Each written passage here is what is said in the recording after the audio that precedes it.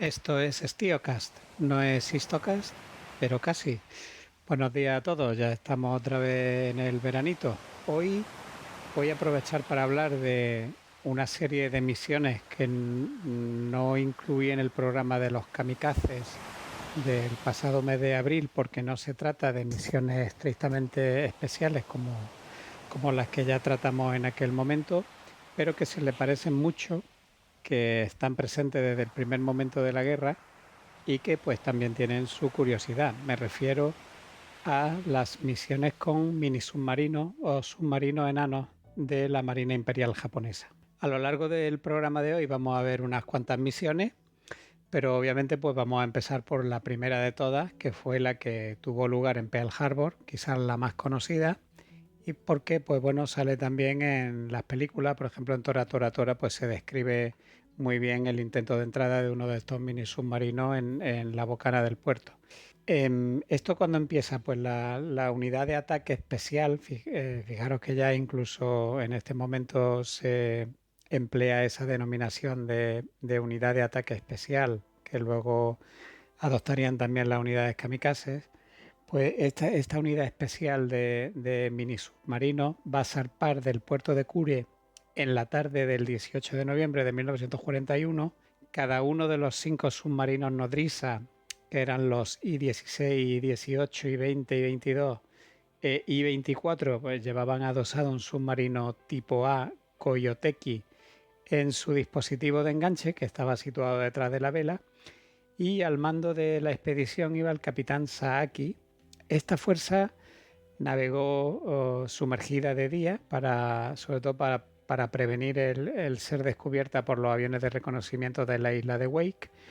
y en superficie de noche, momento que aprovechaban las tripulaciones de estos submarinos enanos para comprobar el estado de los mismos. Los distintos submarinos de la formación guardaban entre sí, me refiero a los nodrizas, una distancia entre ellos de unas 20 millas náuticas, que viene a equivaler a unos 37 kilómetros en su travesía a Hawái. Para el 5 de diciembre de 1941, 2 días antes del ataque, la Marina japonesa había tendido ya un cordón de vigilancia de 20 submarinos a distancias que oscilaban entre los 17 y los 185 kilómetros de distancia de la bocana del puerto de Pearl Harbor, y la Fuerza Especial de Mini Submarinos va a llegar a Oahu en la tarde del 6 de diciembre, subiendo a superficie a las 11 de la noche, a unos 15 kilómetros al oeste de Pearl Harbor, distancia desde la que los japoneses podían ver ya las luces de neón de la playa de Waikiki. Las tripulaciones de los mini submarinos empaquetaron sus cosas para ser entregadas a sus familiares, caso de que no regresasen. Y bueno, pues entre estas cosas se incluían pelos, trozos de uña, cartas, etcétera, como vimos ya también en el programa de los kamikazes del pasado abril. El número creo que 227, por cierto. Los submarinos debían ser lanzados a las 3 de la mañana, teniendo órdenes de penetrar en Pearl Harbor y atacar a discreción una vez hubiese comenzado el ataque aéreo, obviamente. Y una vez liberados de sus submarinos nodriza, estos mini submarinos pues encendieron sus motores eléctricos y se dirigieron a su objetivo. El tipo A, o sea, el mini submarino tipo A del submarino nodriza I-24 va a presentar problemas con el girocompás desde primera hora. Van a tratar de arreglarlo frenéticamente, pero no hubo manera. Así que finalmente, con unas 2 horas y media de retraso, va a iniciar su misión a las 5:30 de la mañana con el instrumento estropeado. Para entonces, el resto de mini submarinos se aproximaba ya a las redes de protección del canal de entrada a Pearl Harbor. Los submarinos nodrizas se van a quedar a unos 18 kilómetros de la bocana a la expectativa, y según el plan, estos submarinos debían emerger al anochecer del 7 de diciembre, recoger a los tripulantes supervivientes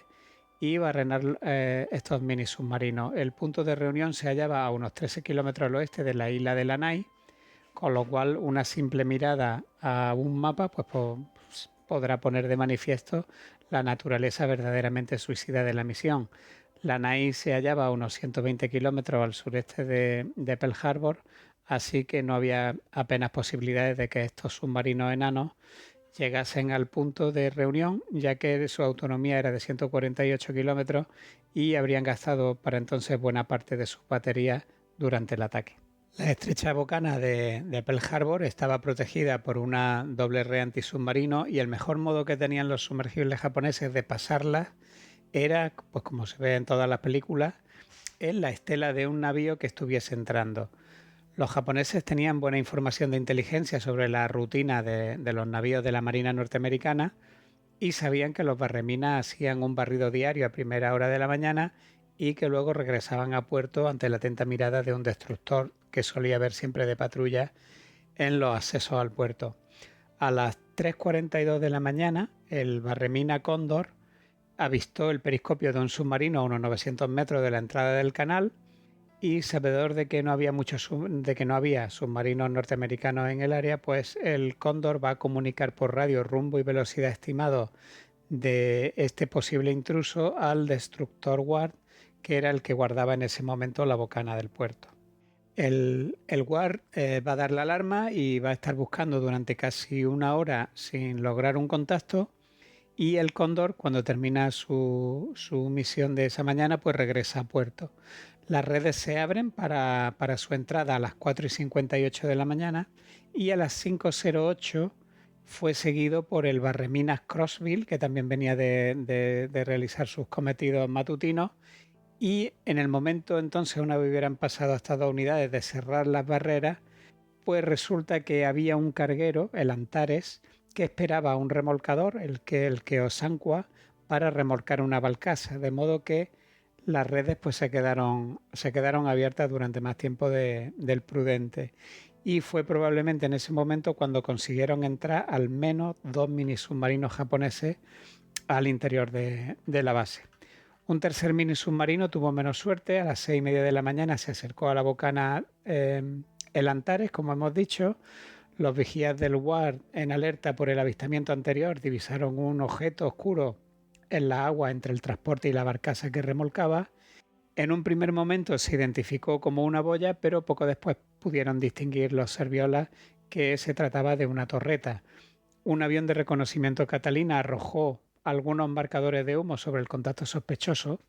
y el comandante del Ward pues va a ordenar que se apresten los cañones y el navío norteamericano va a abrir fuego a las 6:45 de la mañana a unos 90 metros de distancia. Cuando estaba a unos 50 metros, un proyectil de sus baterías de 127 milímetros hace un impacto directo en el submarino japonés e instantes más tarde el destructor va a arrollar al mini submarino y acto seguido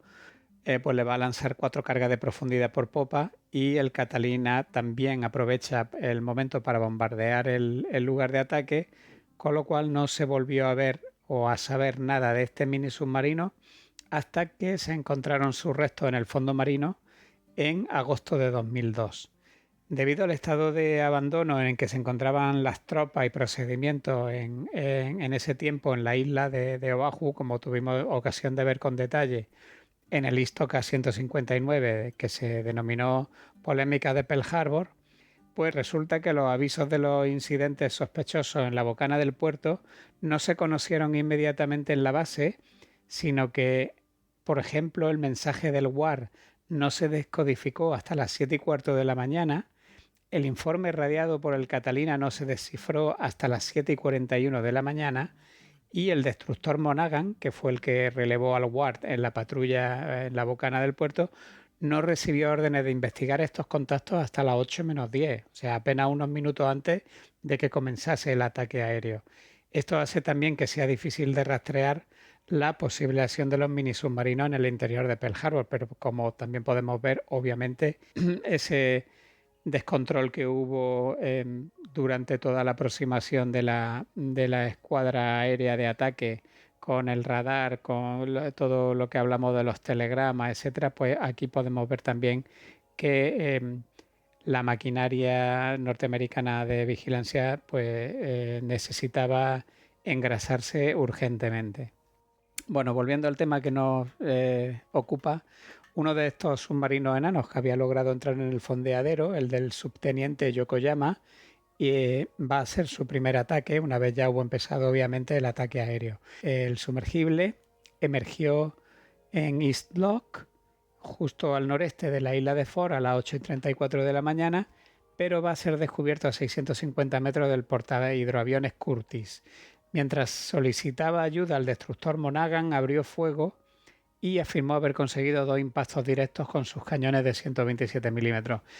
Esto no evitó que el sumergible japonés lanzase un torpedo que va a pasar pues justo entre el Curtis y el crucero ligero Rayleigh, estallando contra un muelle de Pearl City. El Monaghan se apresuró a arrollarlo, pero no lo consiguió hasta las 8:43, cuando completó su destrucción con carga de profundidad. El mini submarino sería izado posteriormente a la superficie y los cuerpos recuperados de sus 2 tripulantes japoneses pues tendrían un funeral militar. En cuestión de 90 minutos se reclamaron más hundimientos de sumergibles. Esta parte ya es bastante confusa. El destructor Blue afirmó haber hundido uno y el crucero ligero San Luis otro más cuando se dirigía a la entrada del puerto a las 10 de la mañana, pero claro, no había tantos submarinos.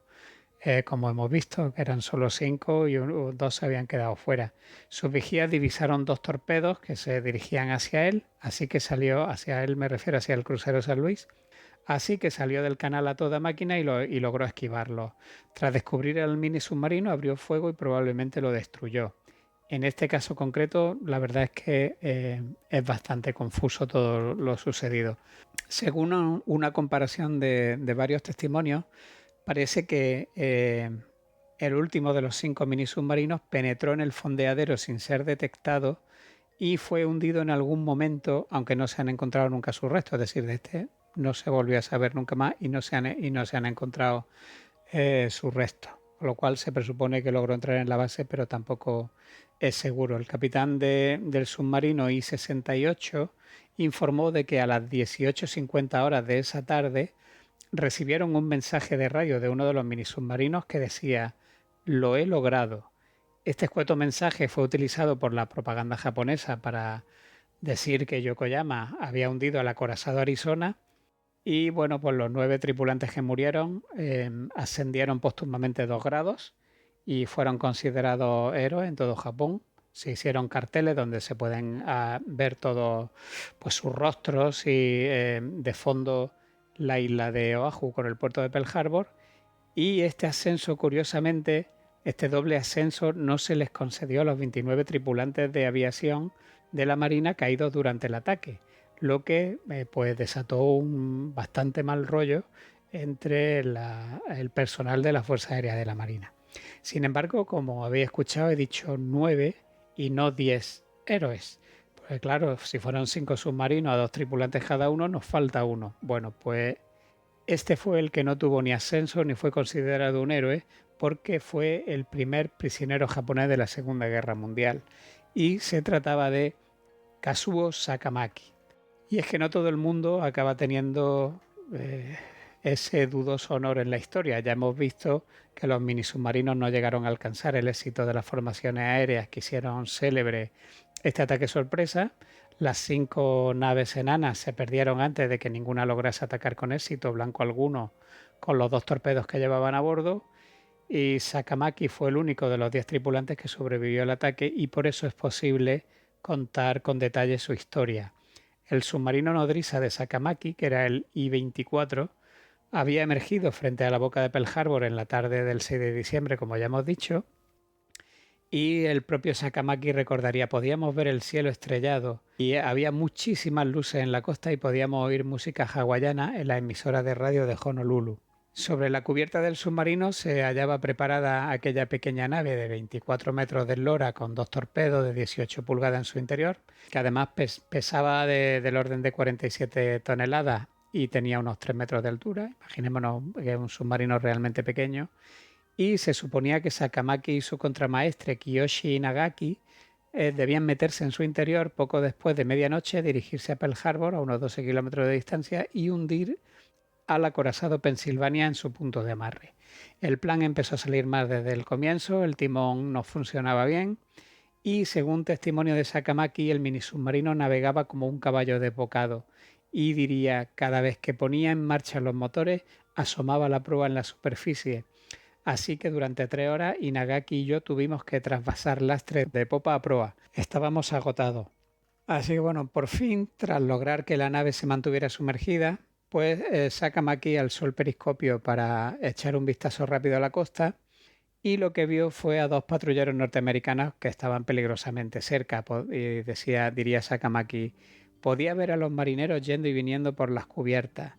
A continuación se produjo un ataque con carga de profundidad, el mecanismo de lanzamiento de los torpedos va a quedar fuera de servicio y los 2 tripulantes pues, van a sufrir heridas, aunque de leve, de poca importancia. A pesar de todo, lograron pasar y entonces diría Sakamaki, decidí entrar en el puerto y estrellarme contra el primer acorazado que viera. Aquí vemos ya también esos impulsos que tendrán también años después aquellos pilotos suicidas. Y continuaba Sakamaki provocando la explosión de los torpedos. Es decir, como no le funcionaban los torpedos, pues iba a intentar colisionar con el blanco para provocar así la explosión. Sin embargo, aquel no era su día de suerte y el submarino va a chocar contra un arrecife de coral. Al principio quedó completamente a la vista, a pocos cientos de metros de un destructor norteamericano, y luego, por acción del peso, pues va a caer a aguas más profundas. Y allí en el fondo van a esperar a que anocheciera, era ya el 7 de diciembre, para tratar de entrar una vez más en el puerto después de que se hubiese producido ya el ataque. En ese punto recordaría a Sakamaki, para entonces el aire viciador y los gases del interior del submarino estaban acabando con nosotros. Claro, pese a que lo intentaron en repetidas ocasiones, esa noche no lograron penetrar en el puerto. Así que decidieron preservar su diminuta nave para futuros ataques, se pusieron en marcha rumbo al punto de encuentro con el submarino nodriza en las inmediaciones de la isla de Lanai, como hemos dicho, al sureste de Pearl Harbor, y entonces Sakamaki diría, al amanecer del 8 de diciembre emergimos a los alrededores de lo que pensamos que era la isla de Lanai, pero en realidad resultó que estábamos cerca de la costa noreste de la isla de Oahu, muy alejados de dicho punto. Bueno, obviamente, como hemos visto antes, pues la distancia era inalcanzable. Entonces el submarino de Sakamaki va a volver a encallar en otro arrecife de coral y ya no hubo manera de mover el mini submarino que se quedó allí encajado. Así que diría Sakamaki, prendimos fuego a la nave y saltamos por la borda. Estaba tan agotado que era incapaz de nadar, así que floté sobre mi espalda. Y Nagaki trató de nadar hasta la orilla y, según me dijeron después, se ahogó. Así que, agotado, pues Sakamaki quedó inconsciente en el agua y diría, de lo siguiente que me acuerdo es de ser recogido en la playa por un sargento del ejército norteamericano. Debió ser en las inmediaciones de Bellows Field y el sargento era David Abuki, que había hecho obviamente el primer prisionero japonés de la guerra. Sakamaki va a ser internado en un campo de prisioneros y en un primer momento, sintiendo esa humillación propia del japonés que se deja atrapar, pues va a intentar suicidarse. Sin embargo, posteriormente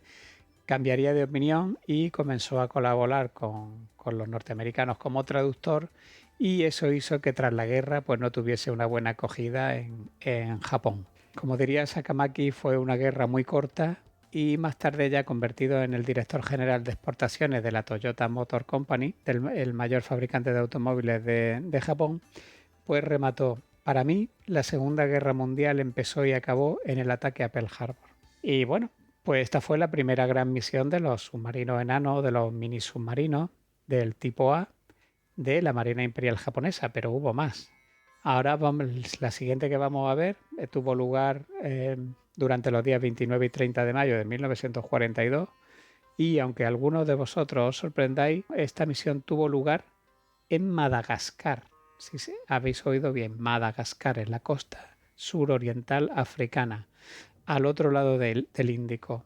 El 30 de abril de 1942, el almirante Isasaki zarpó de Penang en el I-10, un submarino tipo A1 diseñado para hacer las funciones de cuartel general de una flotilla de submarinos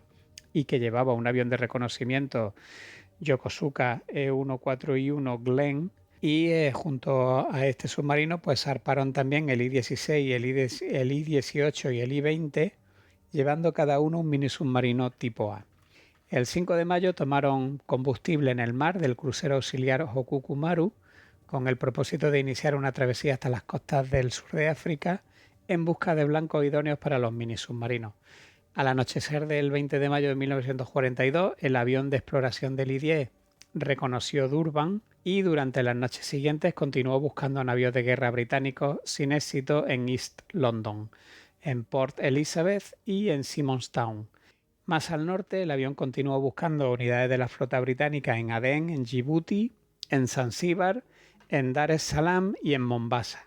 En noviembre de 1941, a causa de la presión alemana, el gobierno francés de Vichy había dado su visto bueno a la ocupación japonesa de la isla de Madagascar y este es el motivo por el que se producen aquí los primeros tanteos. Tengamos en cuenta que esto todavía es antes de la batalla de Midway y por tanto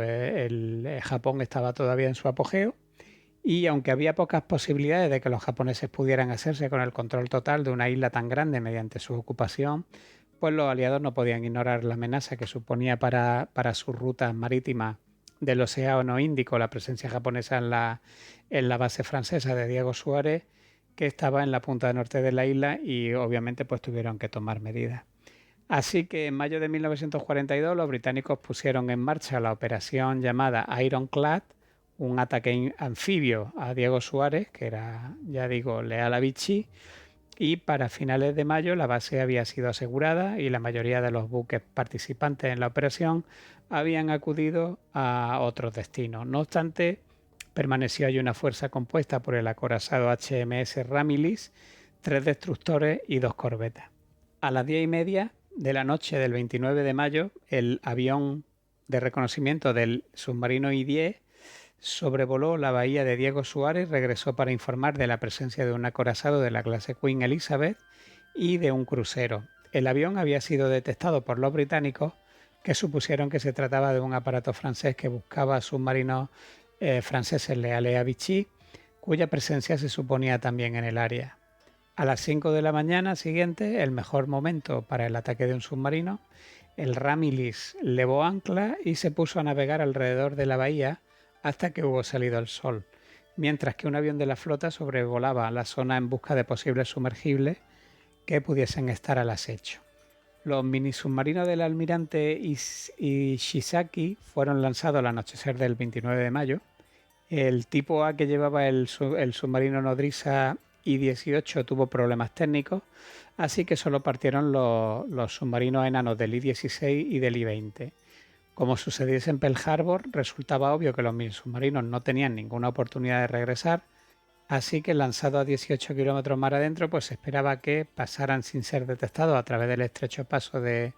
Oronijía, de 1.200 metros de anchura como máximo, y navegasen otros 15 kilómetros por un estrecho canal con peligrosos arrecifes, con rocas y tremendas corrientes antes de poder llegar a la rada de Antisirane. Una vez hubieran llevado a cabo su ataque, pues las tripulaciones tenían órdenes de barrenar sus submarinos y regresar a la flotilla de la forma que pudieran, presumiblemente huyendo por tierra y fijando posteriormente un punto de reunión en la costa. Se cree que solo uno de los submarinos enanos logró llegar a la rada, el otro se perdió para siempre en algún punto del trayecto sin que se tengan más noticias de él, y las primeras noticias van a llegar a la Royal Navy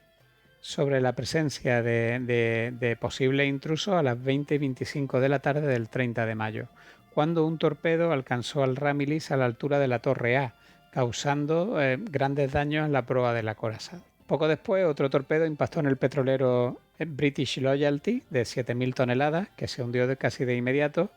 y las corbetas británicas se pusieron en marcha enseguida, peinando la bahía en mitad de la noche y efectuando frecuentes ataques con cargas de profundidad. Aunque oficialmente no se confirmó ningún contacto, es muy probable que el tipo A japonés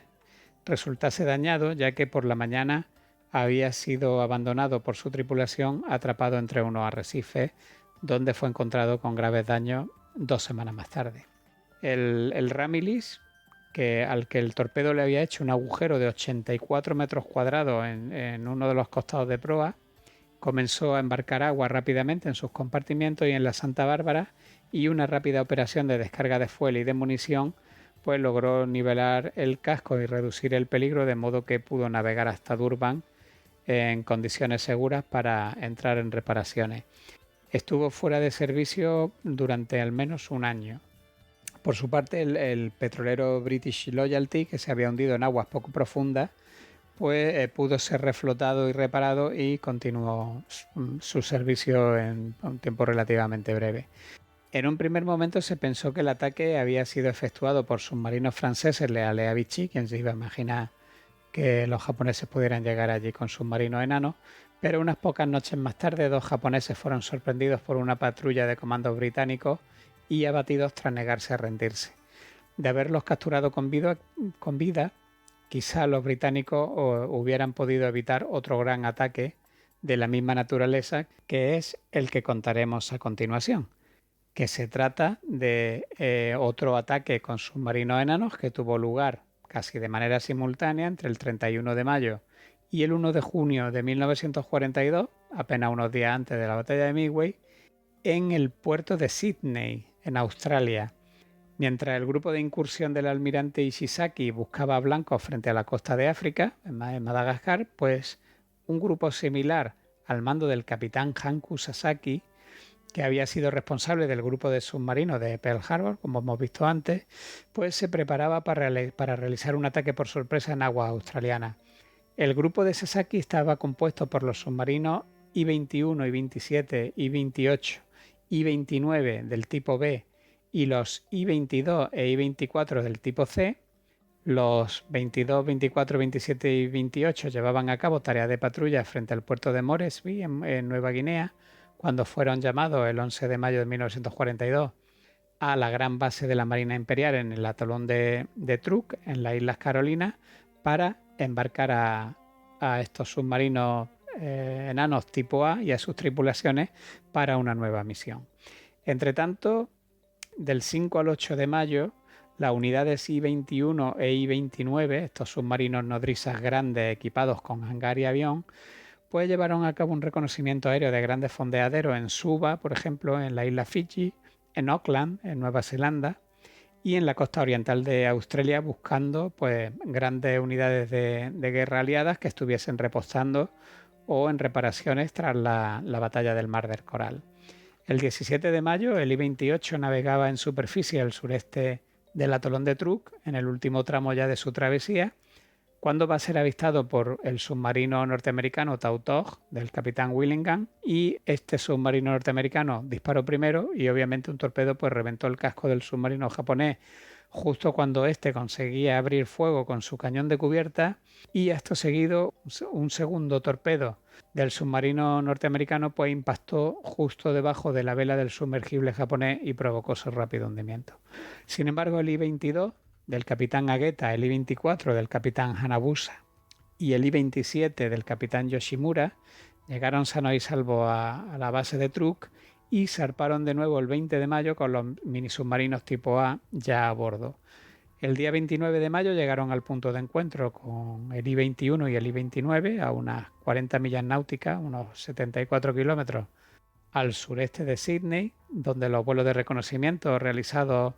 los días 20 y 23 de mayo pues habían arrojado la presencia de grandes navíos de guerra, pero en realidad la única unidad aliada de importancia que había en el puerto de Sydney en ese momento, concretamente en Port Jackson, eran los cruceros pesados, el USS Chicago, el HMAS Canberra y el viejo crucero ligero HMAS Adelaida. Con estas unidades estaban también los destructores USS Dobbin, USS Perkins, el minador HMAS Bungaree, los cruceros mercantes armados HMAS Canimbla y Australia, y las corbetas HMAS Waihala, HMAS Geelong y HMIS Bombay. Además estaba también el viejo submarino holandés K9 y el barco de aprovisionamiento Catapult. La Fuerza de Defensa del Puerto, que eran todas unidades australianas, estaba compuesta por los buques antisubmarinos Vinguera y Sandra, 2 barreminas, 6 botes de patrulla del canal y 4 botes de patrulla auxiliares desarmados, y aunque un avión de la Fuerza Aérea Neozelandesa había informado de la posible presencia de al menos un submarino no identificado frente a Sydney en los días 26 y 29 de mayo, no se habían tomado medidas específicas contra un ataque submarino. De los dispositivos antisubmarinos permanentes que había en el puerto,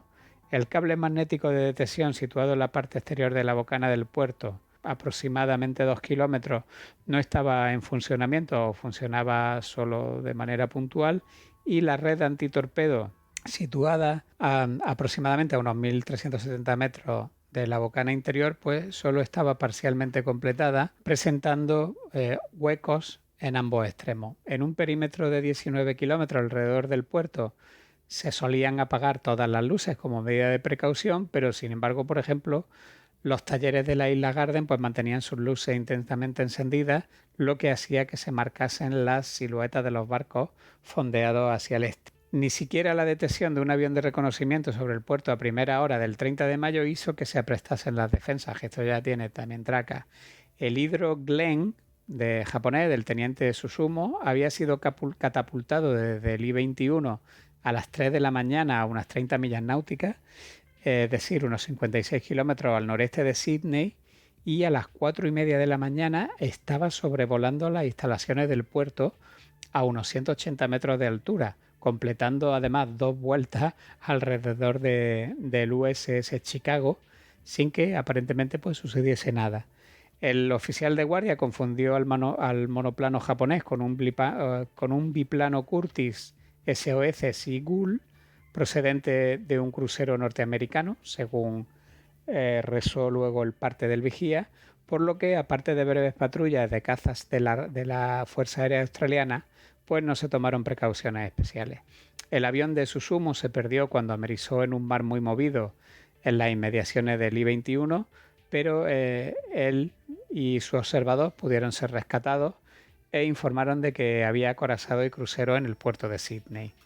Al anochecer, alrededor de las 4:30 de la tarde o así, del 31 de mayo, a unas 7 millas náuticas, que son unos 13 kilómetros aproximadamente al este de la bocana del puerto de Sydney, los marinos de flota japoneses lanzaron sus mini submarinos tipo A, que fueron el HA-21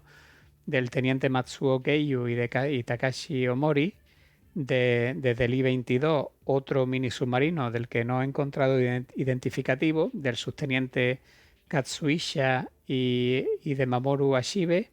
y desde el I-24 se va a lanzar el HA-14 del teniente Kenshi Chuman y Masao Takenaka. Para llegar a su objetivo, los minisubmarinos debían cubrir una distancia de 20 millas náuticas, es decir, unas 37 kilómetros por aguas fuertemente protegidas.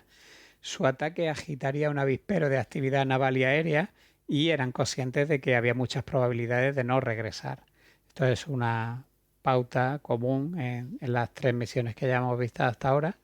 Las dotaciones disponían de excelentes mapas y fotografías facilitadas por el reconocimiento aéreo y además, quizá como premonición de su reducida expectativa de supervivencia, llevaban raciones para una semana que incluían cecina de pescado, ciruelas pasas, chocolate y whisky. Ya con la noche cerrada, los minisubmarinos tipo A tomaron puntos de referencia para la navegación, valiéndose de las luces de la bocana del puerto de Sydney, y se internaron en los accesos de la misma en la oscuridad. Después del ataque, el análisis de los datos del cable magnético, por ejemplo, señaló o dio a entender que el primer minisubmarino habría entrado en la zona portuaria exterior alrededor de las 8 de la tarde, que fue el H-14, aunque en ese momento su firma no se distinguió de las de otros tráficos de la zona portuaria. Sería el último golpe de suerte de este H-14, porque a las 8:15 de la tarde el minisubmarino quedó atrapado en la sección occidental de la red antitorpedos, donde fue descubierto por un vigía que patrullaba en un bote de remo, y aunque la reacción fue lenta, el patrullero del canal, el Yarroma, no llegó hasta las 9:30 de la noche. El teniente Chuman y Takenaka no lograron liberar su nave y a las 10:30 ya de la noche, cuando el Yarroma abrió fuego con sus 2 ametralladoras Vickers, por fin, después de haber llegado, y se preparaba para lanzar sus 4 cargas de profundidad, pues Chuman, que era capitán japonés del submarino, pues detonó la carga de demolición, destruyendo al H-14 y muriendo ambos tripulantes en el acto. El submarino enano tipo A del teniente Van había dejado atrás el cable magnético a las aproximadamente 10 menos 10 de la noche y trató de cubrir la distancia de 6 millas náuticas, unos 11 kilómetros que había hasta el supuesto acorazado anclado en el fondeadero de Manowar. Y a las 10:27 pues se va a dar la alarma general en el puerto de Sydney, pero la orden de apagar las luces en todos los barcos no llegó hasta las 11:15 de la noche. Casi. Y bueno, y las luces de los muelles no se apagaron hasta las 11:25, casi una hora después, como podemos ver, no solamente en Pearl Harbor cosían habas. Así que por lo tanto el puerto estaba todavía iluminado a las 11 menos 3 minutos cuando el tipo A de Van emergió a unos 457 metros de la aleta de estribor del crucero Chicago, donde fue descubierto y fijado por uno de los reflectores de este crucero. El Chicago abrió fuego primero con armas ligeras y luego con sus cañones de 127 milímetros.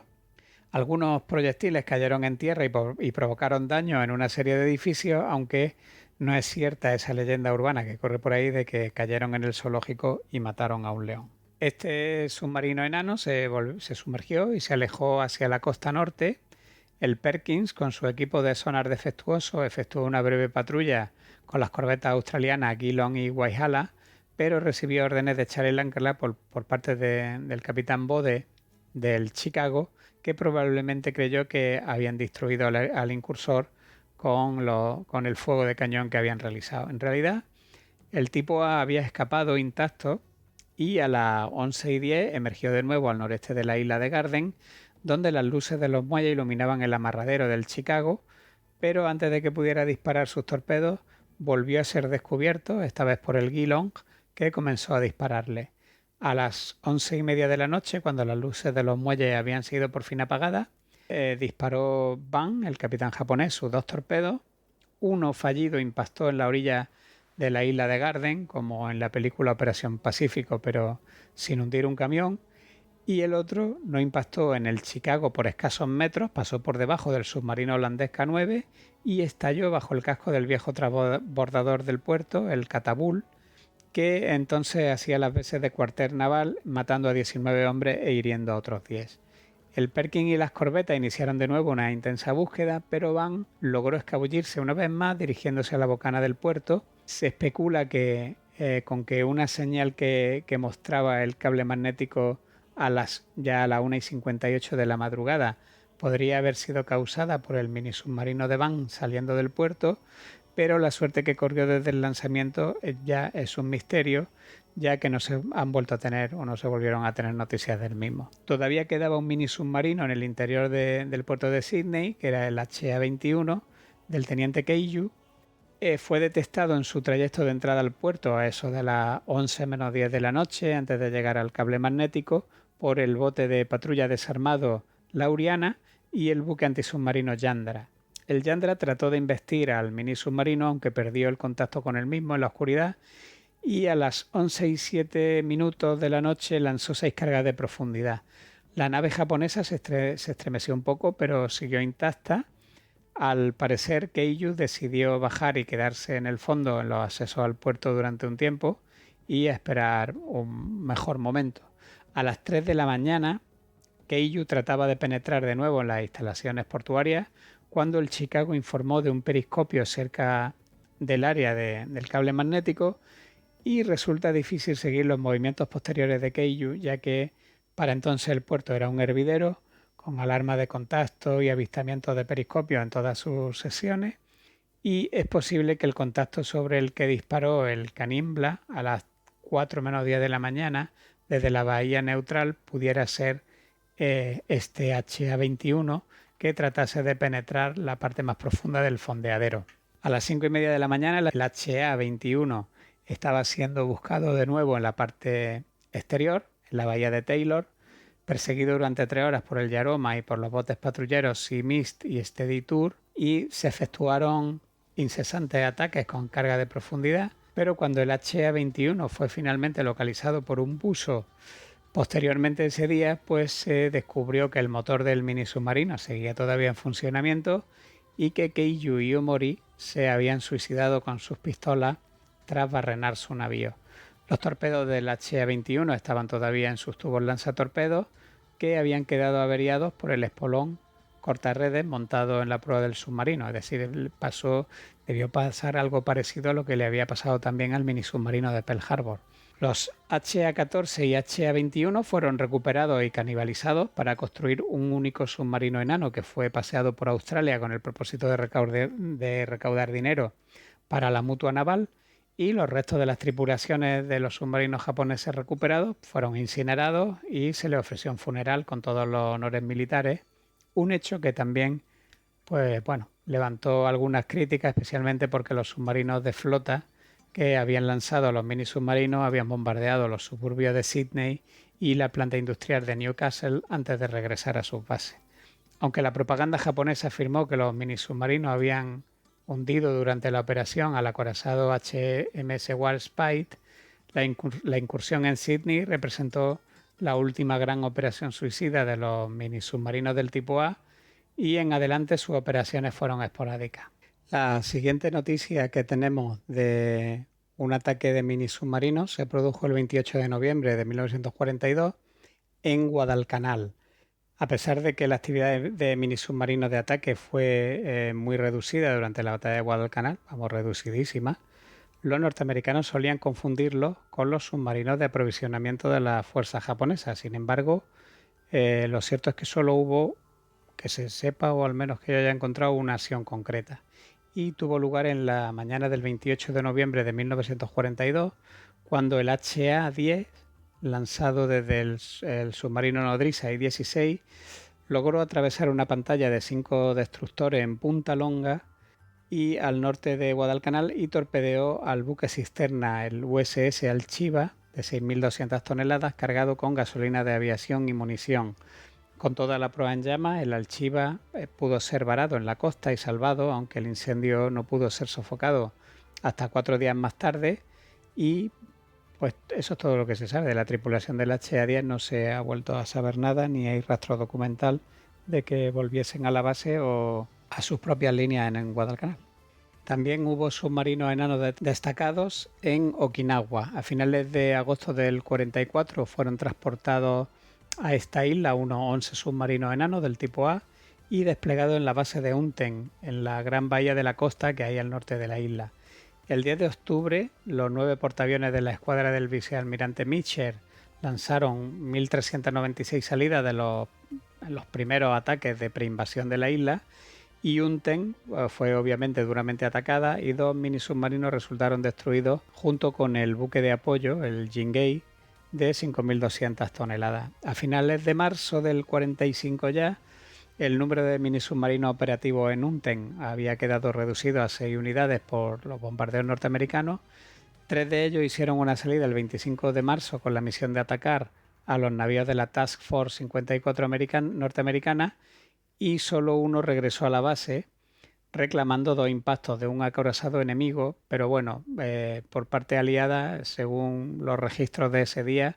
pues parece ser que hay un avistamiento de torpedos por parte de los cruceros Wichita, San Luis y Biloxi, que lograron sortear entre las 9:40 y 10:40 de la mañana del 26 de marzo, y que muy bien podrían haber sido un ataque de estos 3 mini submarinos. Las tropas norteamericanas llegaron a las inmediaciones de la base ya el 6 de abril de 1945,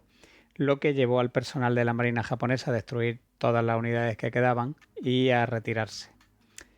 También hubo submarinos enanos en Filipinas. En Filipinas hubo una dotación que se sepa de unos 10 mini submarinos estacionadas en la isla de Cebú para realizar operaciones contra la flota de invasión en los mares de Sulu y Mindanao,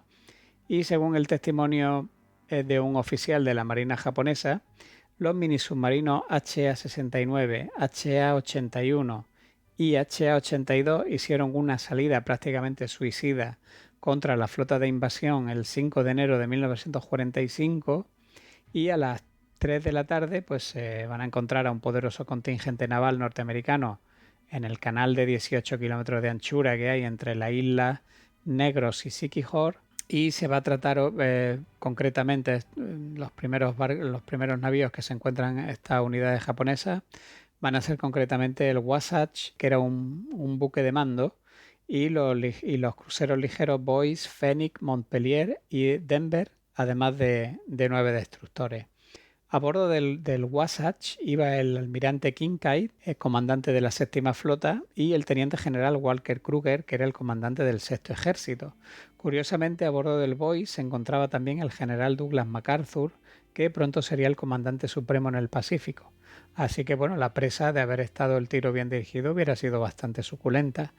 A las 3:08 de la tarde, el destructor Nicholas divisa trazas de torpedos, envió de inmediato un mensaje al Phoenix, que a su vez advirtió al Boise. Mientras MacArthur observaba desde el puente tranquilamente, pues el capitán Downes evitó por poco los torpedos alterando el rumbo con una brusca maniobra de estribor a toda máquina. Entonces los destructores Nicholas y Taylor iniciaron la caza del atacante, que era el HA-82, que había subido a superficie tras disparar, y mientras un avión de la patrulla aérea arrojaba una carga de profundidad,